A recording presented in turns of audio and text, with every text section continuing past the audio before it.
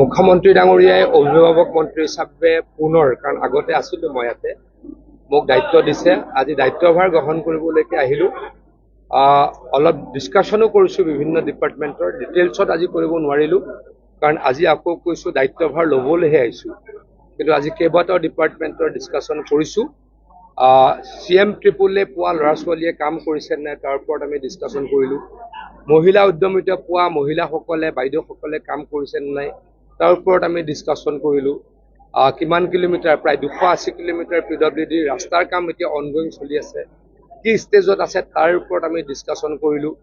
আমাৰ 80,000হে মাত্ৰ কৃষকৰ ৰেজিষ্ট্ৰেশ্যনত আছে, কিন্তু নিয়মমতে ইয়াৰ ডাবুল হ'ব লাগে, কাৰণ এইখন কৃষি প্ৰধান জিলা। আমাৰ কৃষক ৰেজিষ্ট্ৰেশ্যন হয়, ফাৰ্মাৰ ৰেজিষ্ট্ৰেশ্যন হয়।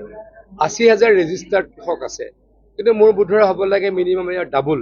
তাক কেনেকৈ আগবঢ়াব পাৰি, কাৰণ বিভিন্ন বেনিফিট চেণ্ট্ৰেল গভৰ্ণমেণ্টৰ পৰা পায়, তাৰ বিষয়ে চৰ্চা কৰিলোঁ। 70,000 হেক্টৰ আমাৰ ইঞ্জিনিয়াৰৰ মতে ইৰিগেশ্যন হ'বলগীয়া, জলসিঞ্চন হ'বলগীয়া মাটি আছে, তাৰ 28,000হে এই মুহূৰ্তত ইৰিগেশ্যন আছে বুলি তেওঁলোকে মোক জনাইছে। কিন্তু ফিল্ডত যাম বুলি মই তেখেতলোকক কৈছোঁ।